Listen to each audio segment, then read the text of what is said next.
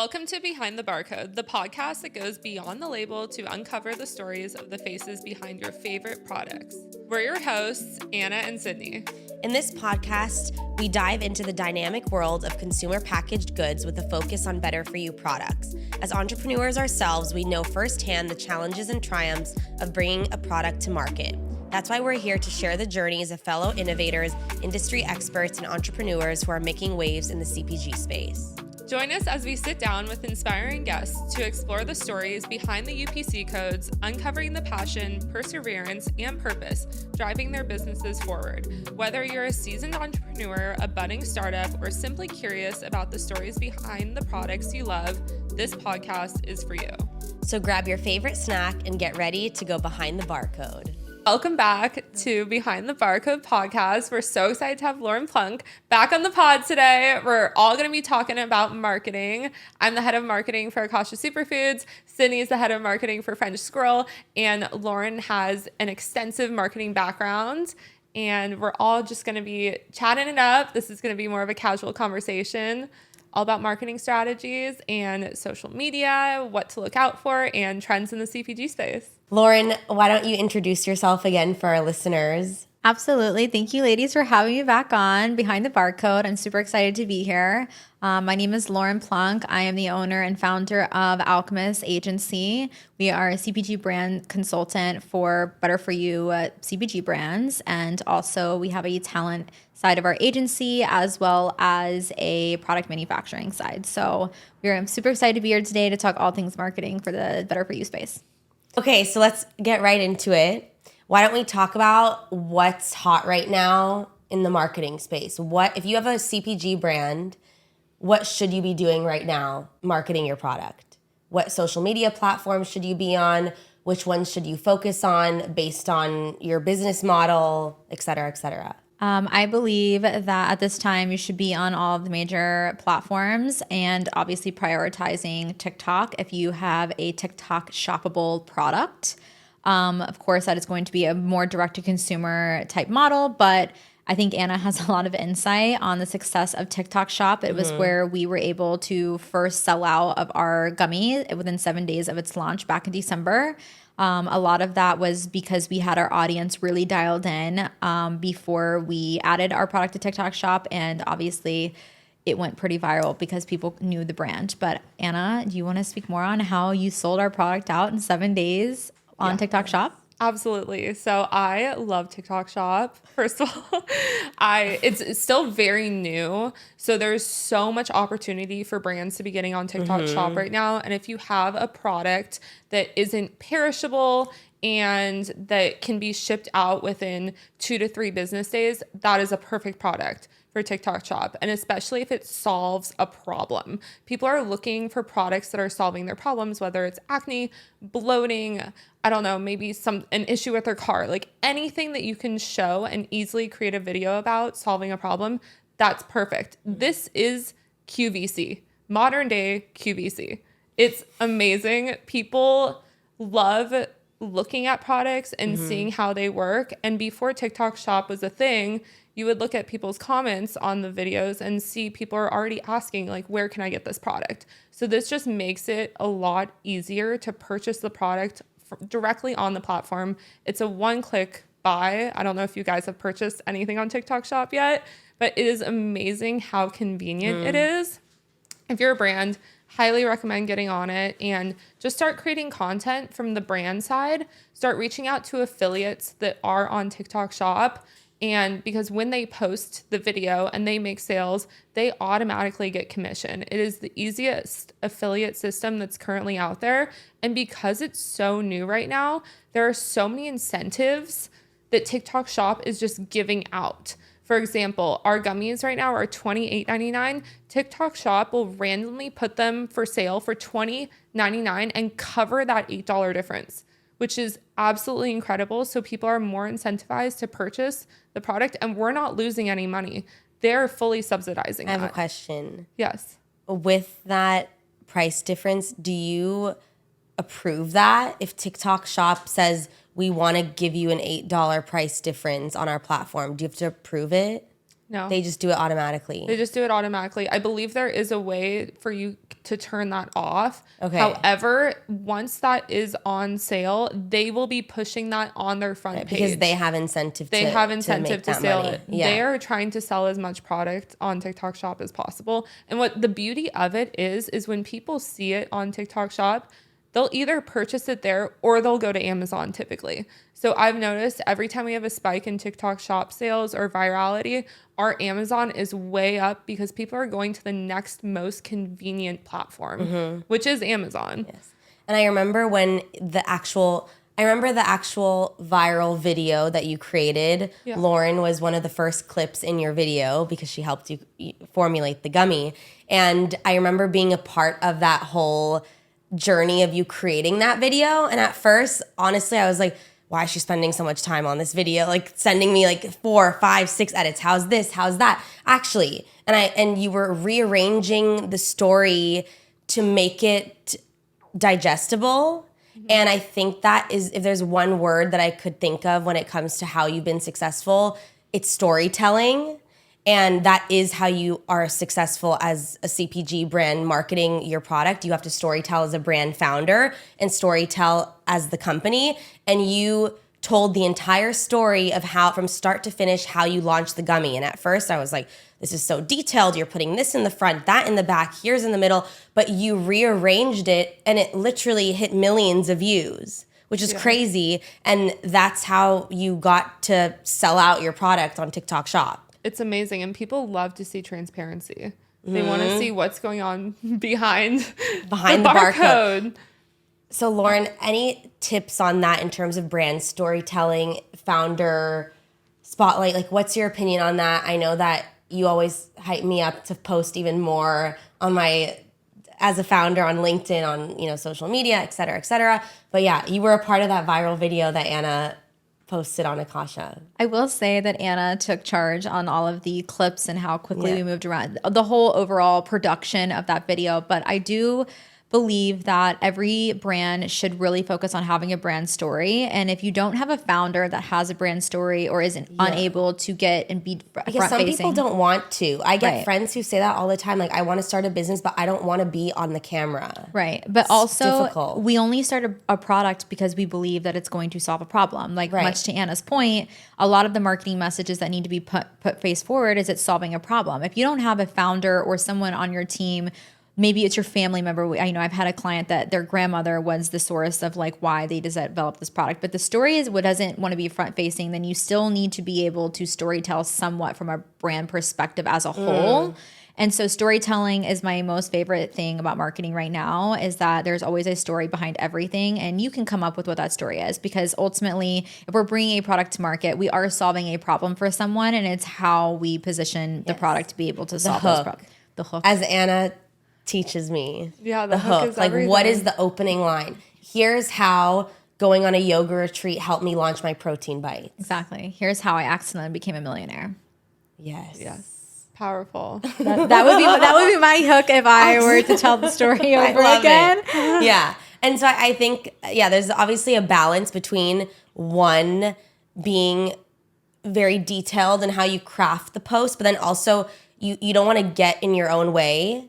Yeah. I know a lot of people who are so focused on the details that they don't end up posting anything. They have millions of things in their drafts. You have to get something out there, even if it's not perfect. And I think like that's one of my decision paralysis. It's like there's so much I could do that I just decided to do nothing. Right. Exactly. And so there's a balance. And I think you do a good job at that. And at first I didn't understand the detail, but now that I see how you've done storytelling, it's crazy. It's important because you want people to fully be able to understand it and be on that journey with you, and also watch it all the way through. Yeah. So you have to keep their attention. The most valuable thing right now is people's attention. And it's going down. It's going down significantly. Yeah. And also, if some of the most viral TikTok shop videos that I've seen are actually the most casual ones, where people are just holding up a supplement bottle saying, this changed my life. I was super fatigued and now I have energy for 5 days straight.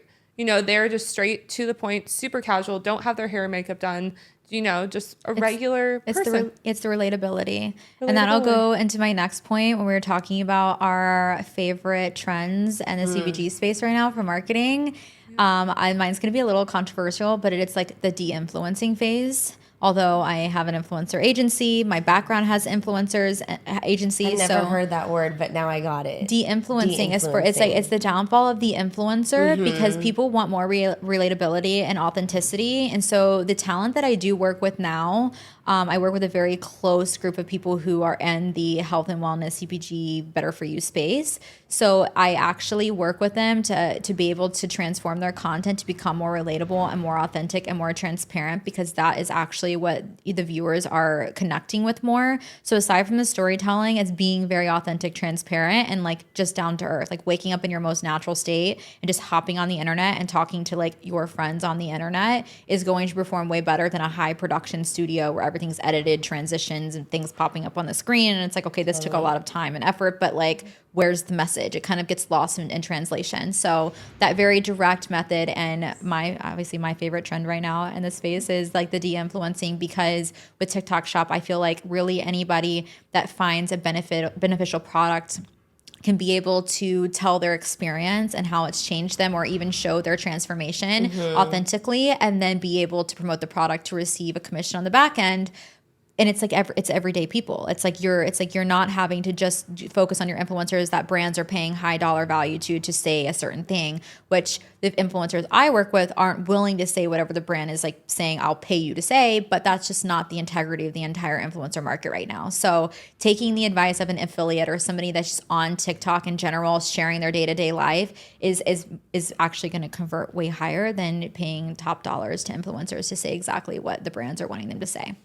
Yeah, and when you're scrolling through content, you can easily see like who's going by a script or who has never even used the product before. I was just gonna say, and it's so icky. It like makes you think differently about the brand too. People know now. Like the audience knows now when people are being fake or real. But it's also a generational thing. I think that not to shout my parents out, but I'm going to. They don't even understand sometimes why I share the things that I share. Is that an overshare, or why are you sharing this part of like the behind the scenes of your manufacturing? But people want to see that, and it's definitely a generational thing because they don't understand. But the people on TikTok who are buying our products now are the ones who want to see all of that. So I think in terms of navigating that, I don't know if you found that hard, Anna, to actually share, but then not overshare, because of course there are trade secrets. Of course, there are things that you want to keep proprietary and to your own brand, but then at the same time,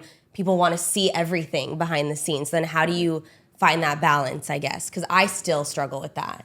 I feel like I personally focus on education rather than like, I feel like I haven't even gotten too vulnerable on the internet right now, which is something that I could definitely work on.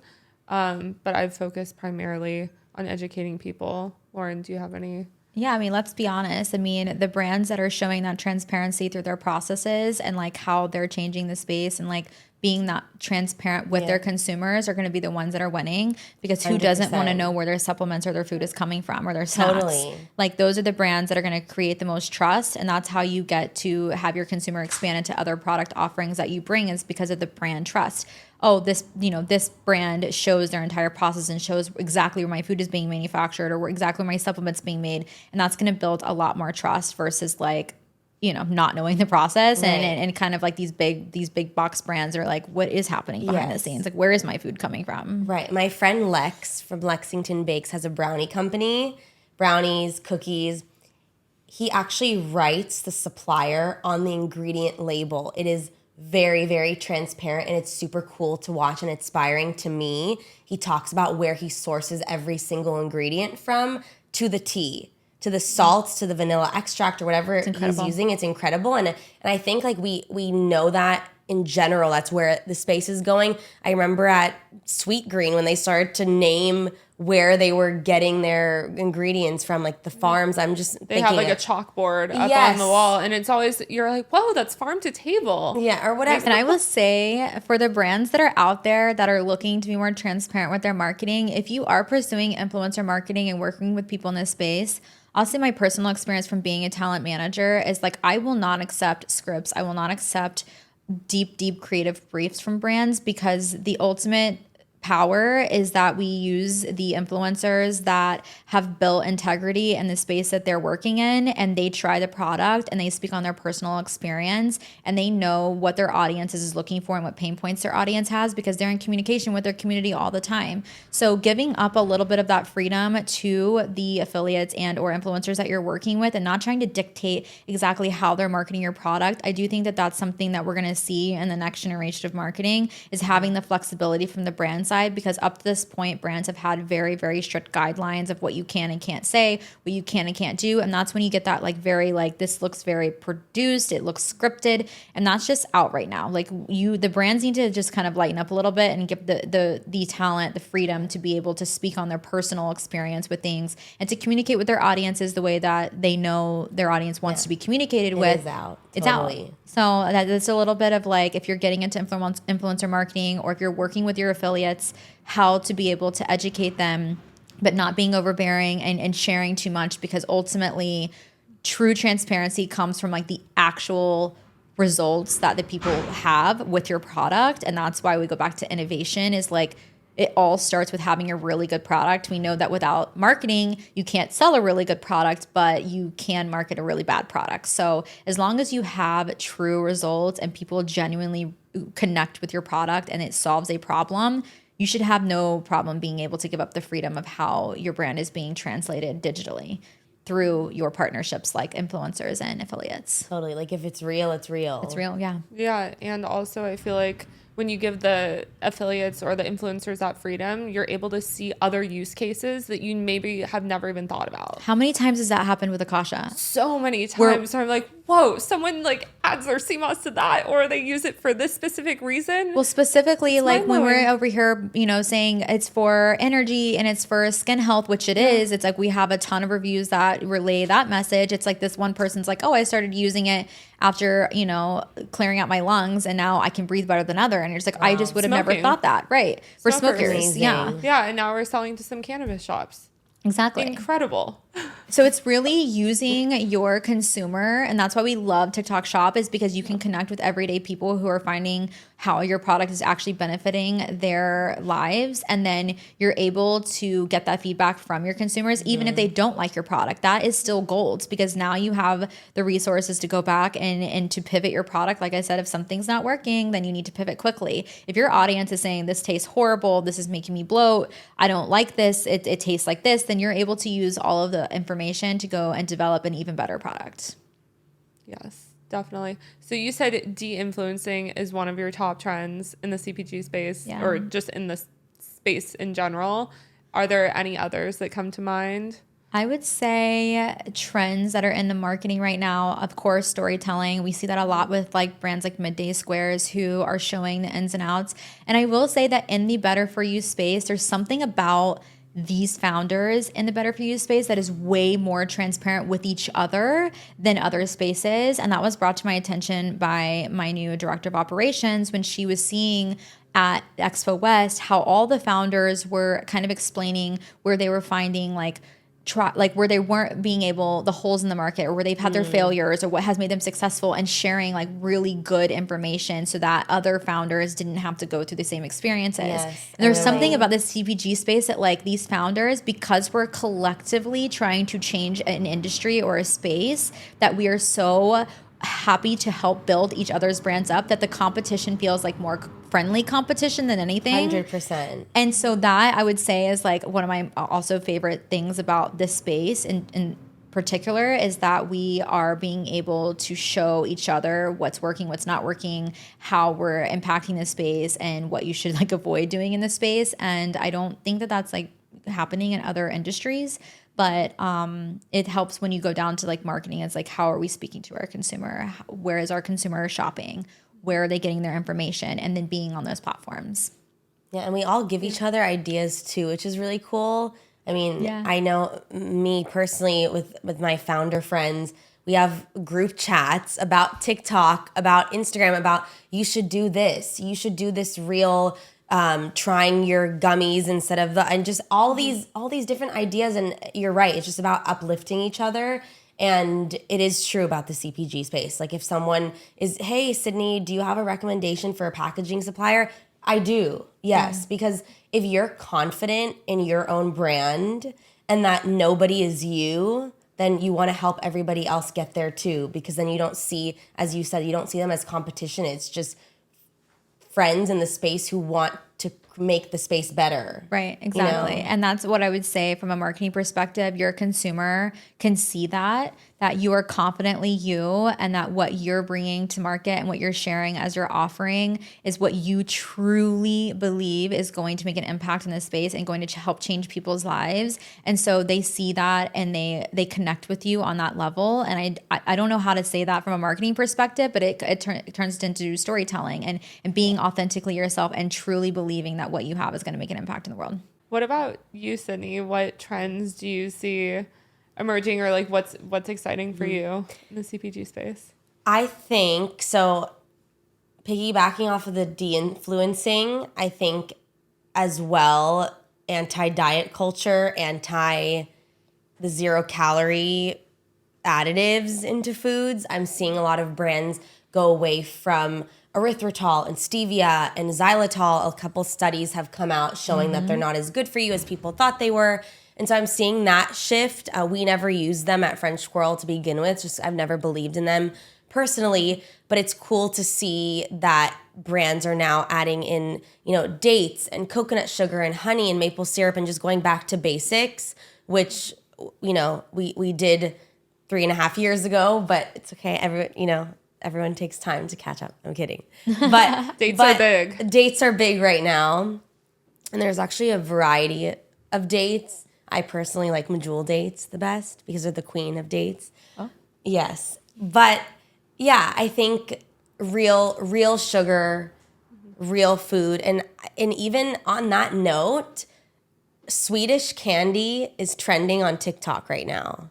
Which, if you're on that side of TikTok, it just goes to show you that it's not Smart Sweets, which I love Smart Sweets. No, I like what they're doing too, but it's that stevia sweetened versus now real candy is coming back, and it's not even, Mike and Ike's. It's actually this elevated candy, and the fact that someone can be healthy and incorporate candy into their diet as well, and just be a wellness girly, and you can go take a few pieces of candy and that's it, as opposed to eating an entire bag of Smart Sweets that's 0-calorie stevia and then you don't feel good after. So I think that's where I see the marketing going in terms of CPG is real sugar, just less of it, if that makes sense. More balance.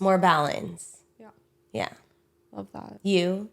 I would say, I think 2 years ago at Expo West, I was so overwhelmed with all of the plant-based alternatives and fake meats and saw significantly less of those this year, which honestly was really refreshing because I think like a canola oil chicken nugget is so much more inflammatory than just eating the real thing. Yeah. So it's really cool to see even there's so many more meat sticks and like so many easy to go like protein options that are actually clean, and it's really exciting to see that. So I would say that one, and then also the de-influencing too. And I feel like Alex Earl was kind of someone that really like introduced it into the space because she was truly herself. And a lot of people kind of started hopping on that and realized they can actually be authentic online. And then also seeing like influencers integrating the products but not shouting the products out, just using them in their day-to-day life, and then people are naturally in the comments asking, so what is that powder you just added to your water before you're going to the gym? They're not saying. They're talking about what happened last night on a date. Well, that goes back to the marketing strategy of storytelling. So like the get readies with me where you're making a drink and you're telling a story. It's like people are listening to your story, but they're also pretty curious about what are you making in that mocktail? What are you making up for yourself? What are you baking? What are you putting on your face? How are you looking? It connects with you, right? The storytelling opens up like this connection with your audience, and then naturally they want to be more close to you. So like, what are you doing? Why are you making this for yourself? Or what are you putting on your skin? So it opens up a way for you to be able to share your favorite products, but from a talent space, what that's called as an integrated versus a dedicated. So they're integrating the product into like their normal content versus like dedicating an entire piece of content to having somebody learn about your product. And I would at 10 out of 10 recommend always an integrated video so that the talent again can also just integrate your product, how they would use it naturally on their own time, and their audience can definitely tell that that's like, this is either scripted or not scripted. It's very hard to do. I don't know if you guys have tried it. I've tried to make videos while doing something else. It's very hard for me to do a get ready with me, to make a mug cake while I'm telling a story of how I started my business. It's very hard. Telling a story in general is really hard. Yes, but while you're doing something else, it's actually really tested me, because I realized like, okay, I have to, I compartmentalized it, you know, putting a scoop of yogurt into my mug cake while I'm saying something about my business. It's actually a really great brain exercise, cognitive exercise for anyone who wants to try that out. Okay, sorry for that. No, it is. Not to throw a curveball, but I know we throw around the word innovation, which Sydney and I both have launched innovative products this year. And what's the difference between an innovation and a trend? I would say, because my background is in innovation, much like the ingredients that we selected to go into the skincare gummy for Akasha and the ingredients that went into the peanut butter, is that we're looking at ancient ingredients that have been around for a really long time and have been helping people for a very long time in the health and wellness space or in the food space. That's innovation, is like reintroducing those ingredients in a new way that opens up the eyes for the consumer so that they consume it in a more fun way or in a more convenient way, versus a trendy product is something that like is the moment it's created then and there. And it's like, oh wow, like this is just new. A ton of people are talking about it, and it's creating a wave that's just been created. So greens have not always been around. We've just always eaten vegetables. I'm a very anti-greens for bloat specifically.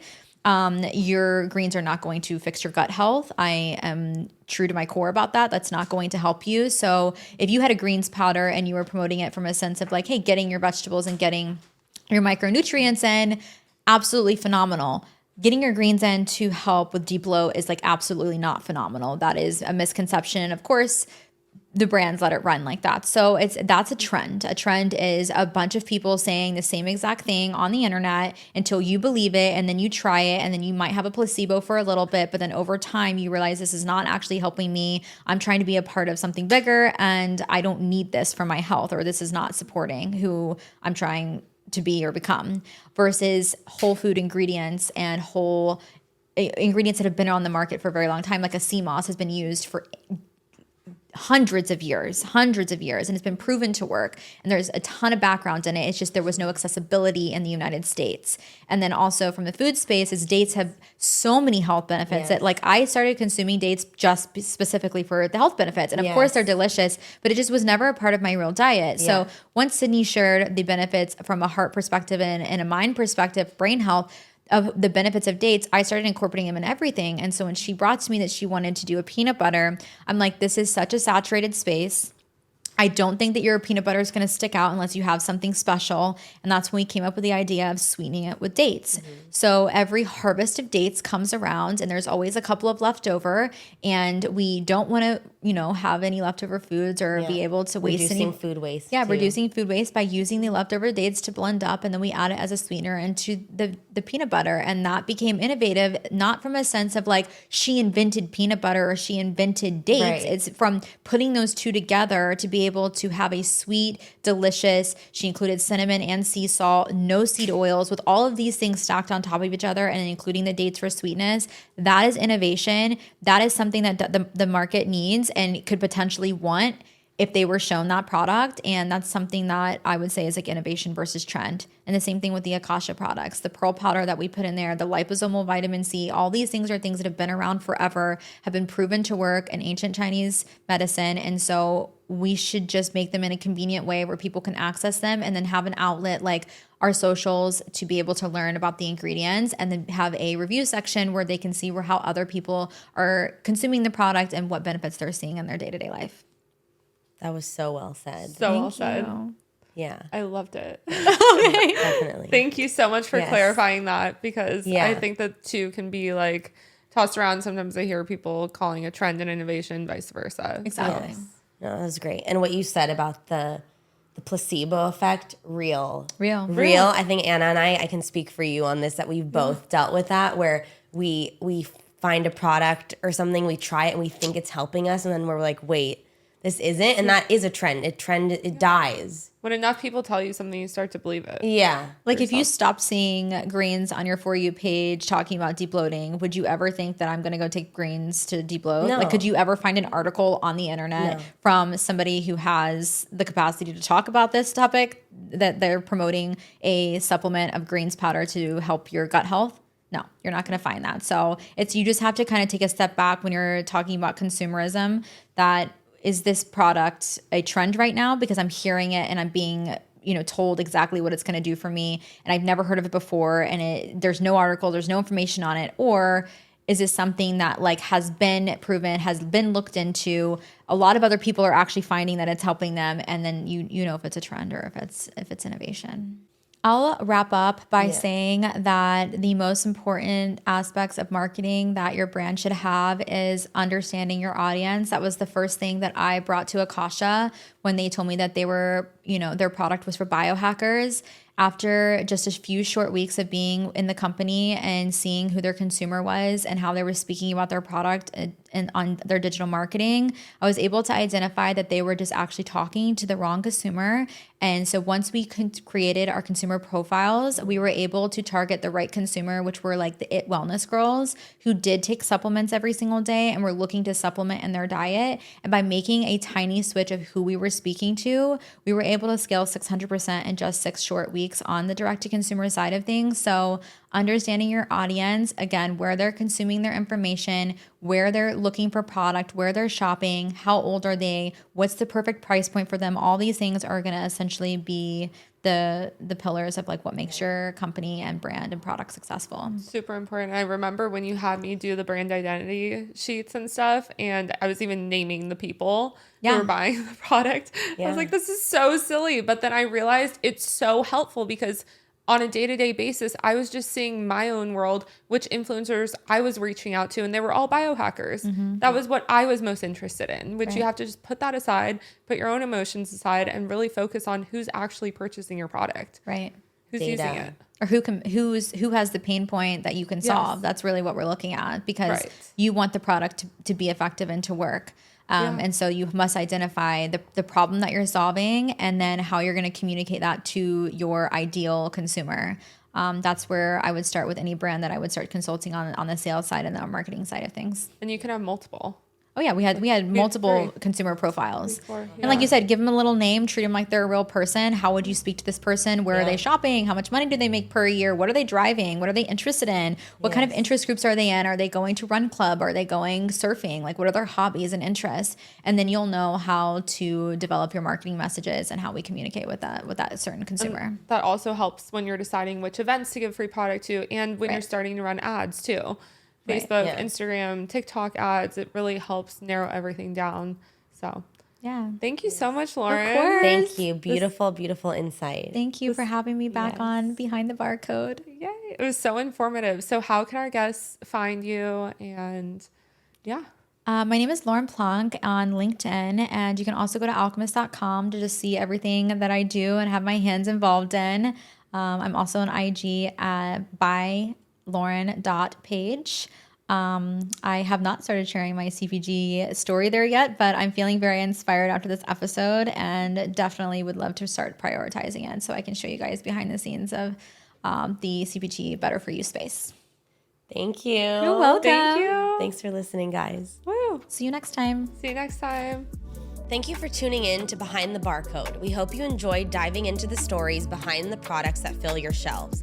If you enjoyed listening, be sure to subscribe, rate, and review our podcast on your favorite listening platform. Stay connected with us on social media for updates, behind-the-scenes content, and sneak peeks of upcoming episodes.